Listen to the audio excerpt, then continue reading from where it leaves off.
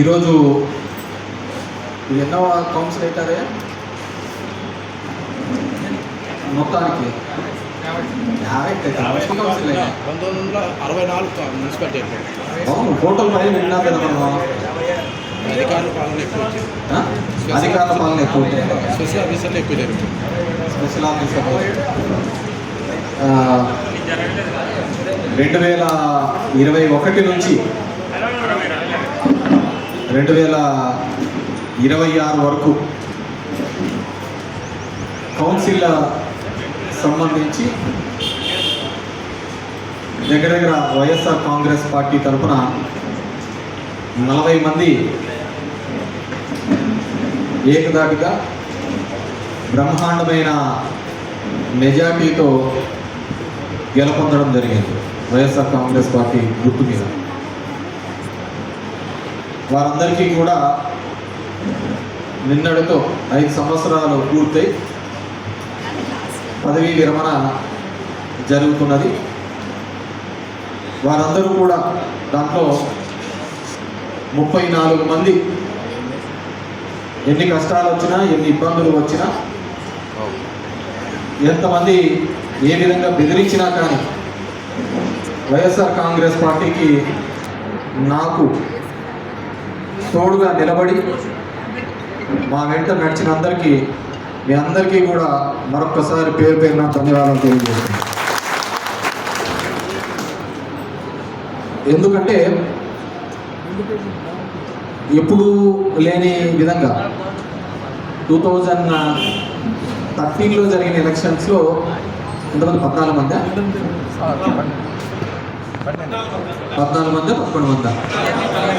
14 మంది గెలవడం జరిగింది. 12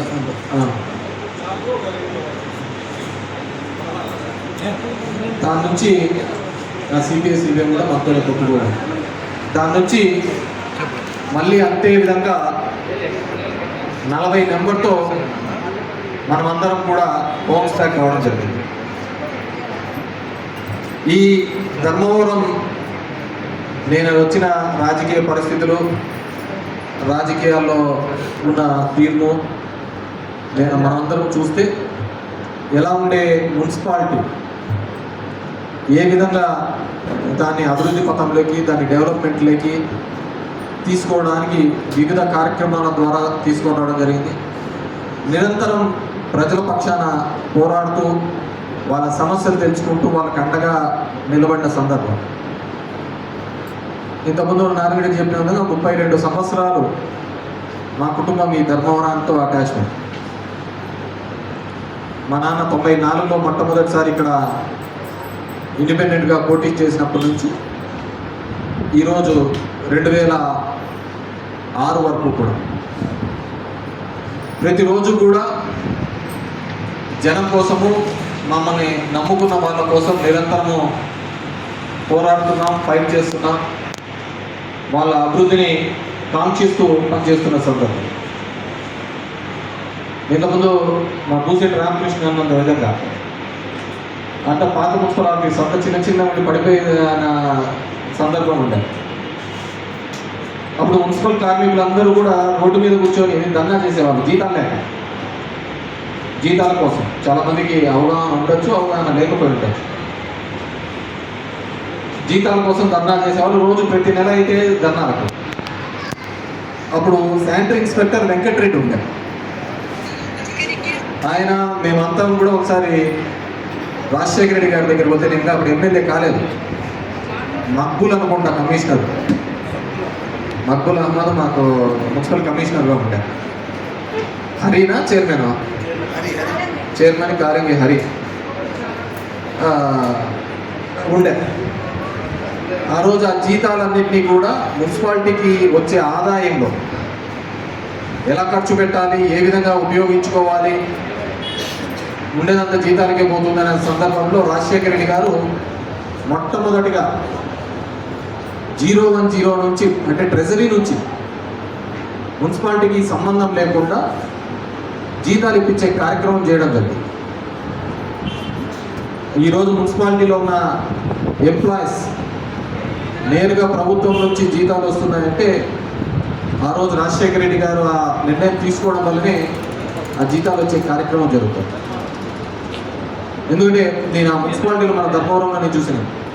ఇంతకుముందుగా అక్క చెప్పిన విధంగా నీళ్ళ కోసం ఏ విధంగా ఫైట్ చేసేవాళ్ళు, ఆ నీళ్లను రావాలి అనే ఉద్దేశంతో మేమందరం కూడా ఎలా ఈ ప్రాజెక్టు తీసుకొని రావాలి అని చెప్పేసి ప్రయత్నం చేస్తున్నప్పుడు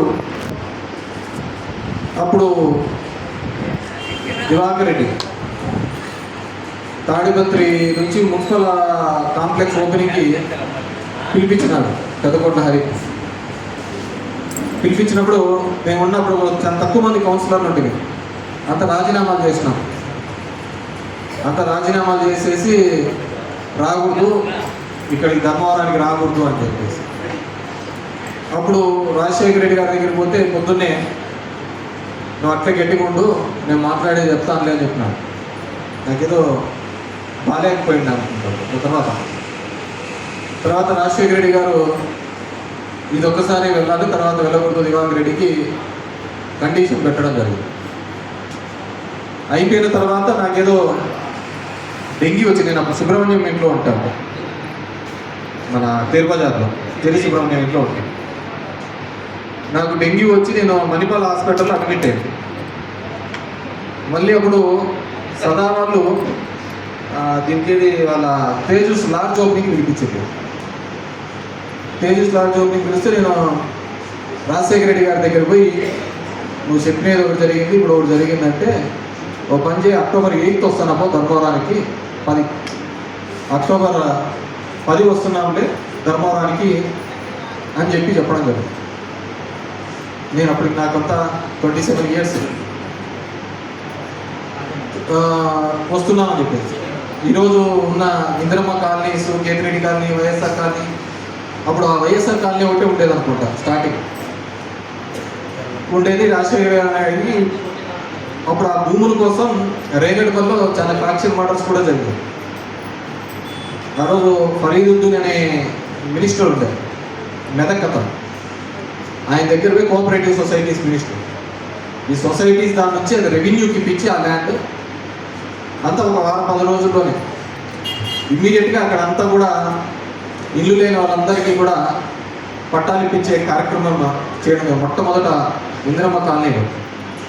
నాకు తెలిసి పురుషాలకు అప్పుడే పెళ్ళి అయింది అనుకుంటా, కొత్తగా అంటే ఫస్ట్ టైం వెళ్ళా. ఆ ఫ్లెక్సీలన్నీ కూడా అదే వేసుకోండి, సూట్ వేసుకొని ఫోటోలు దిగింటాయి. ఇంటికి ఉన్నా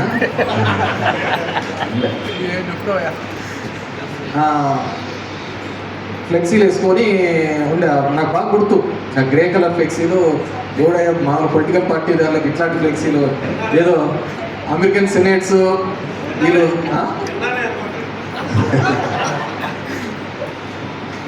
అది అంటే నేను అత్తగారు బాగా పెట్టినారులే అనుకున్నాను, అత్తగారు బాగా ఇచ్చినారులే అనుకున్నాను.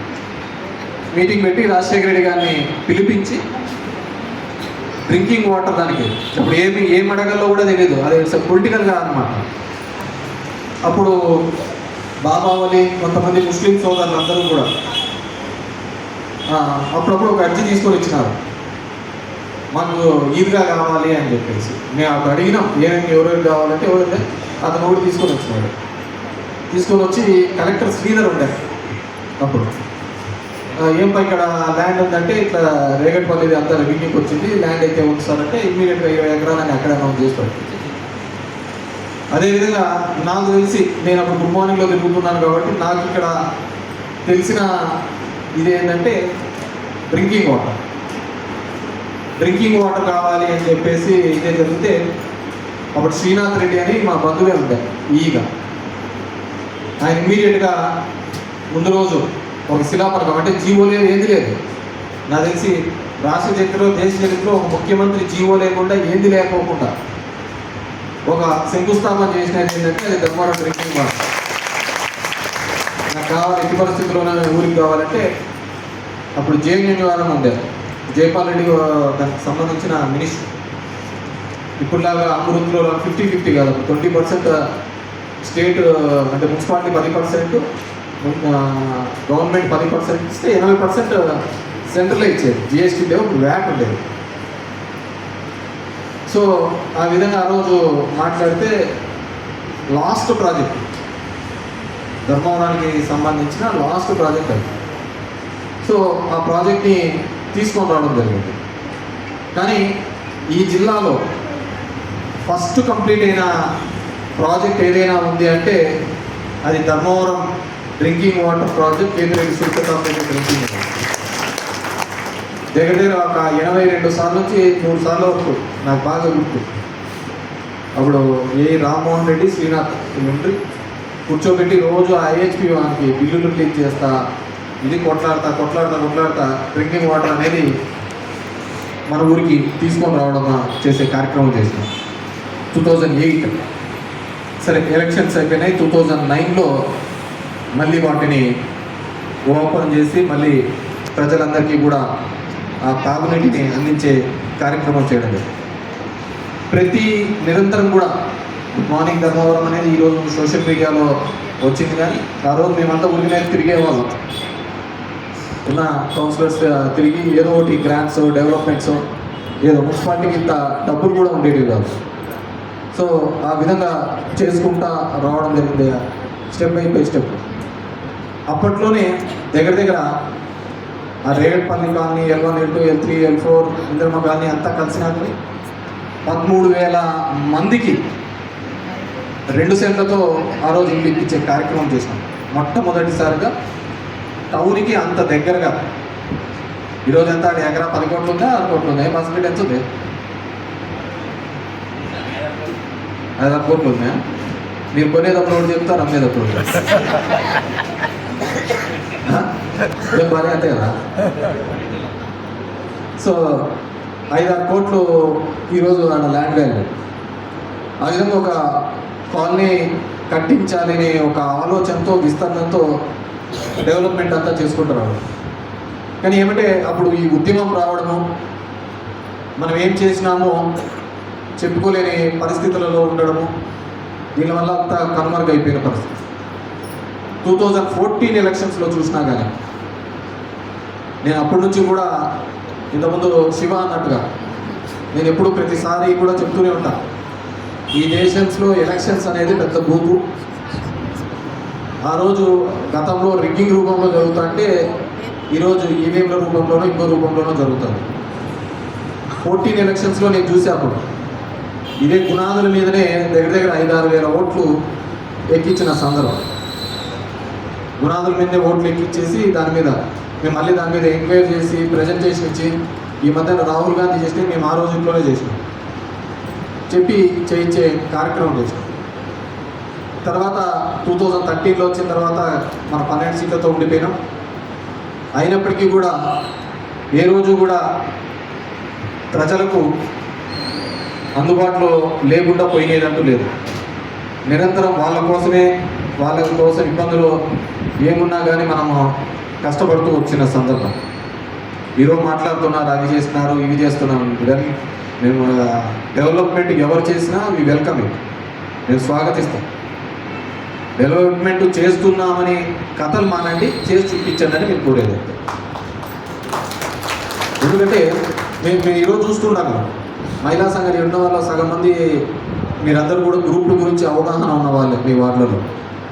నేను ఏదే గుడ్ మార్నింగ్ ధర్మవరంలో తిరుగుతూ ఉంటేనే వైఎస్ఆర్ కాలనీలో అనుకుంటా అందరినీ ఇట్లా 10 మందిని 15 మందిని అందరినీ కూర్చోబెట్టి ఎవడో హిందూ పూర్వడు వచ్చి అందరు కూర్చుంటే ఏమంటే వడ్డీలు ఇస్తున్నారు, లెక్కలకి ఇస్తున్నారు, లెక్కలు కలెక్షన్ చేస్తున్నారు.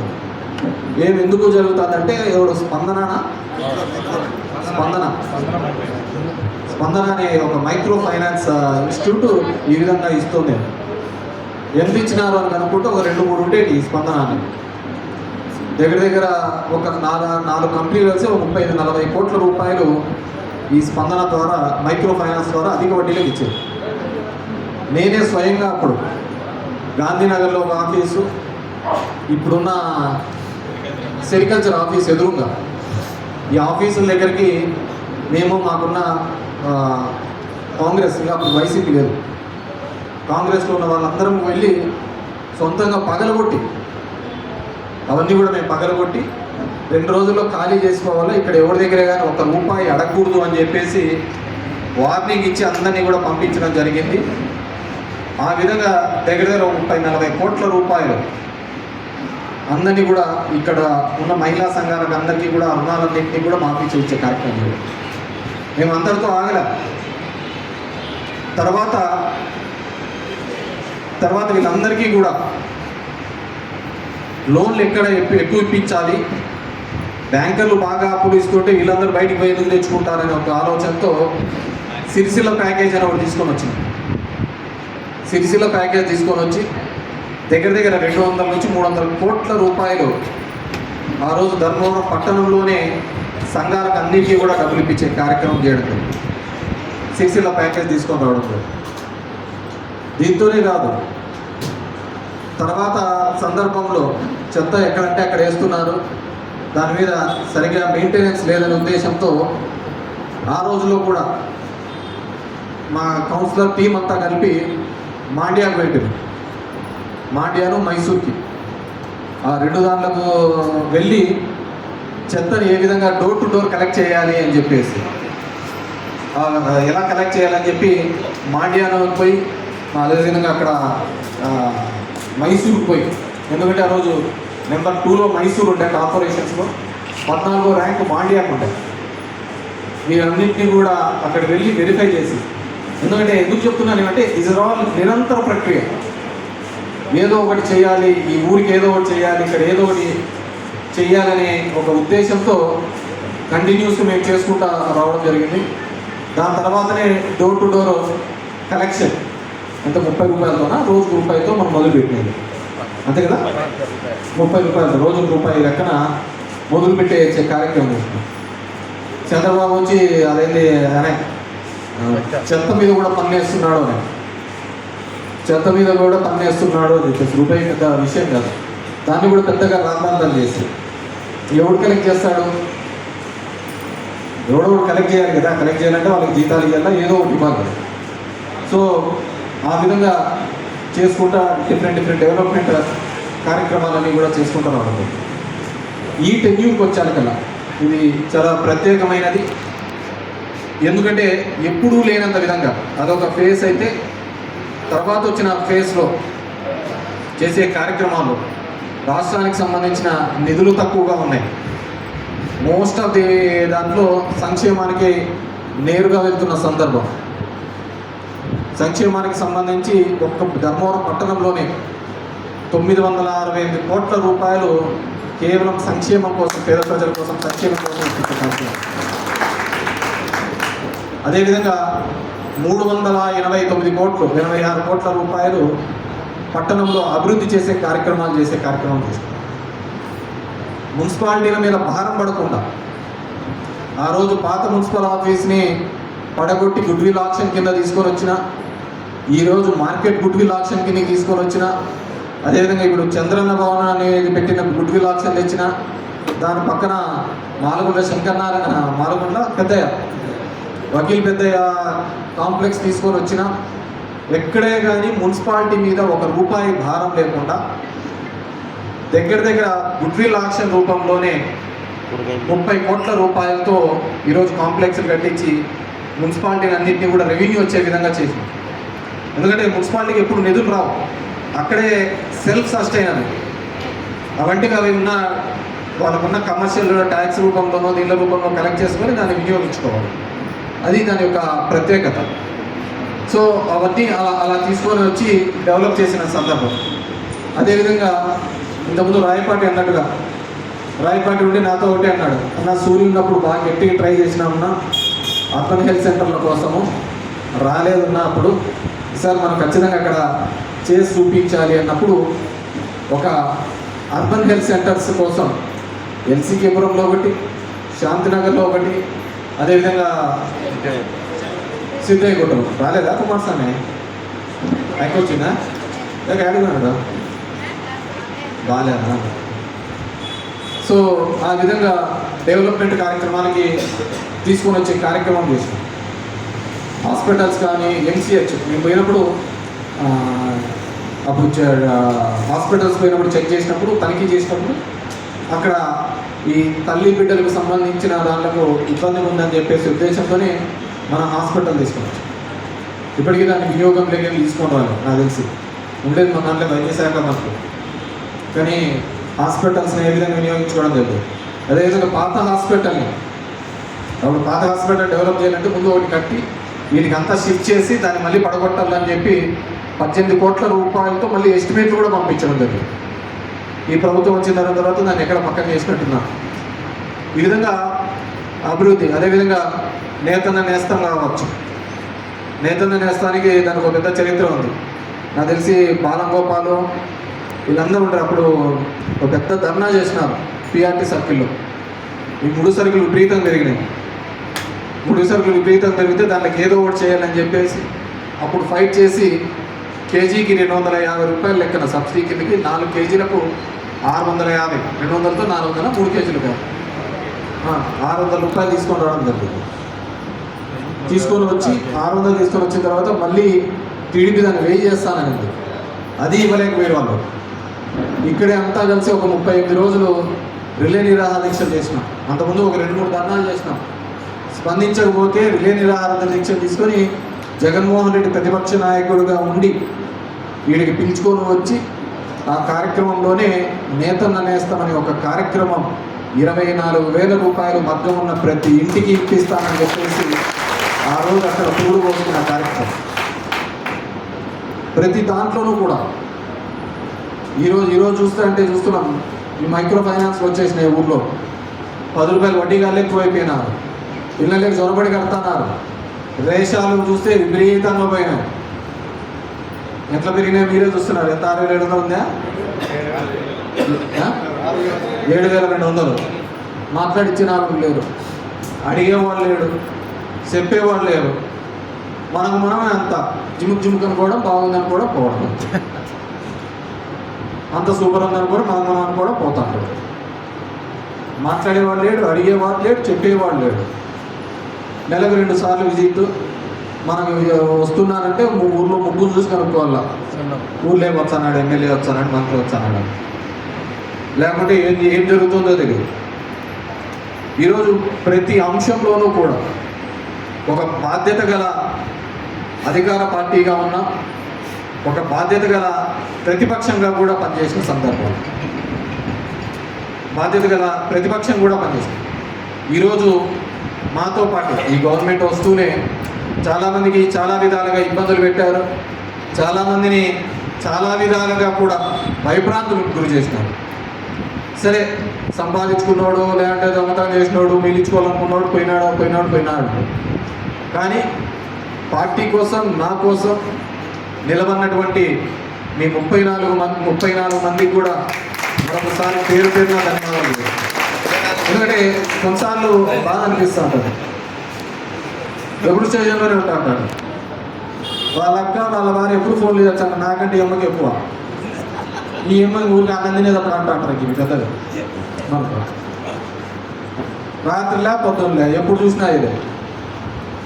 మనందరూ చూడని బతుకులు కాదు ఇవన్నీ. ఈ దీంట్లో కూడా ఈ వార్డులో కూడా రాము కూడా 2019 ముందు పార్టీలో చేర్పించుకునేటప్పుడు ఆ రోజు మనం చెప్పడం జరిగింది, చైర్మన్ ఇస్తామని. దాని తర్వాత జరుగుతున్న కార్యక్రమంలో చాలామంది వచ్చి చెప్పినారు, ఇవ్వద్దండి అతనికి ఇవ్వద్దండి అని చెప్పేసి. అయినా కానీ నేను ఆ రోజు మాట చెప్పాను. ఆ మాటకు కట్టుబడి ఖచ్చితంగా నేను చేసి తీరాల్సిందే, చేసి తీరేననుకో. ఎందుకంటే మనల్ని నమ్ముకొని వచ్చిన తర్వాత వాళ్ళు ఎటుంటారో మనకు అనవసరమైన విషయం. మన ధర్మం పాటించాలి అనే ఉద్దేశంతో నేను ఖచ్చితంగా వాళ్ళందరికీ కూడా న్యాయం చేసినారు. తర్వాత వాళ్ళ దాన్ని వాళ్ళు చూసుకున్నారు. ఎందుకు చెప్తున్నానంటే ఇట్స్ వెరీ టఫ్. నేను మా పురుషోత్తంని చెప్తూ ఉంటాను. 2009లో నా పురుషోత్తం అప్పటి నుంచి కూడా నేను వచ్చిన రోజు నుంచి నా వెంట నచ్చింది. 2009లో వాళ్ళన్న సదా నిలబడినాడు పిఆర్పికి సదా నిలబడితే సదానికి విపరీతంగా ప్రెజర్ చేసినాడు. ఆయన వాళ్ళలోంచి వెలిగేసిన సందర్భం.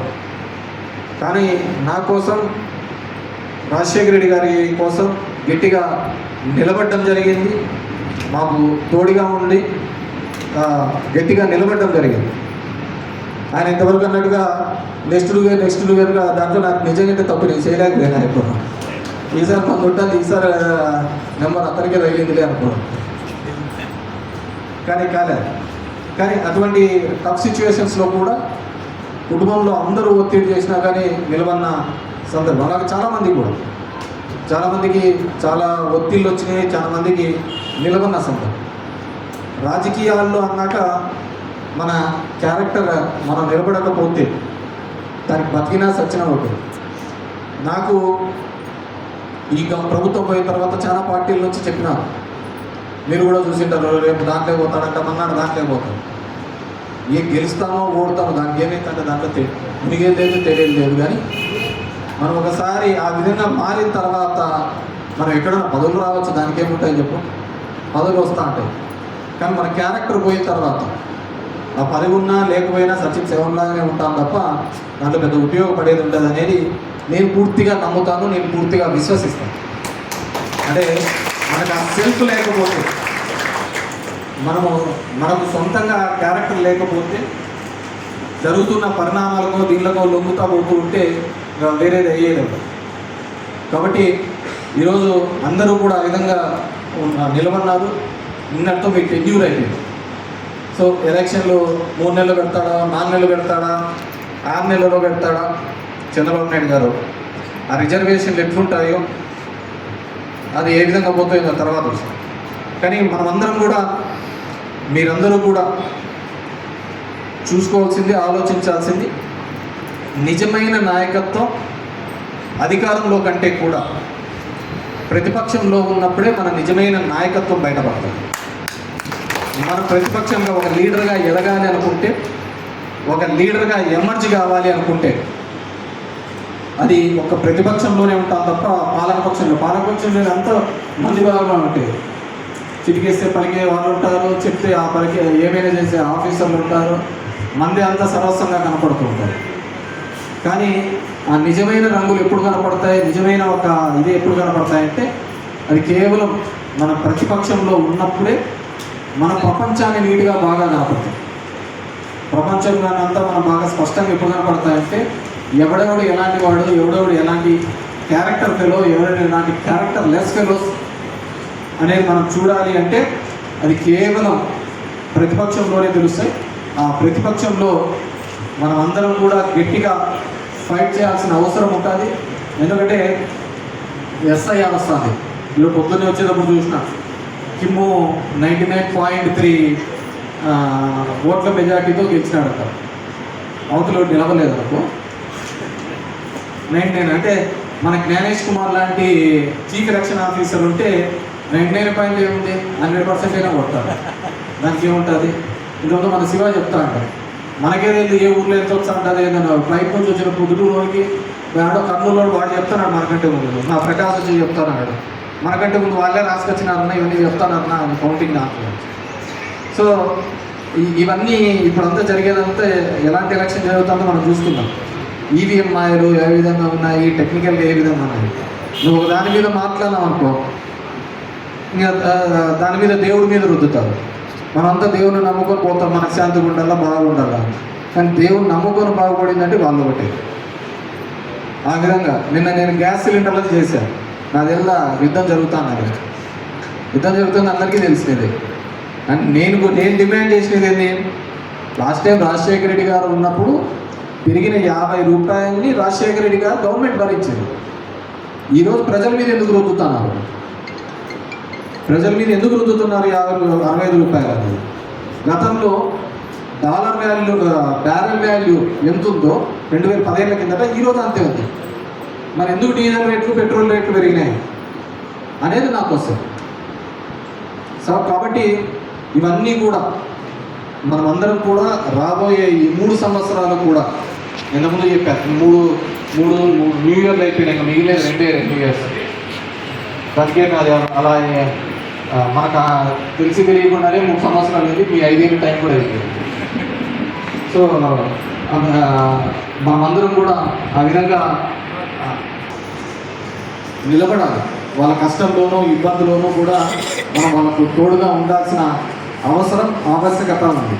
కాబట్టి మీ అందరినీ కూడా ఈరోజు వైఎస్ఆర్ కాంగ్రెస్ పార్టీకి నాకు తోడుగా నిలిచిన మీ అందరికీ కూడా మరొకసారి పేరు పేరు నా ధన్యవాదాలు తెలియజేస్తున్నాను.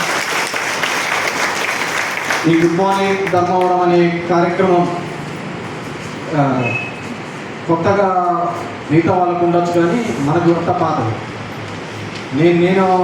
నేను రోజు తిరిగేవాడిని.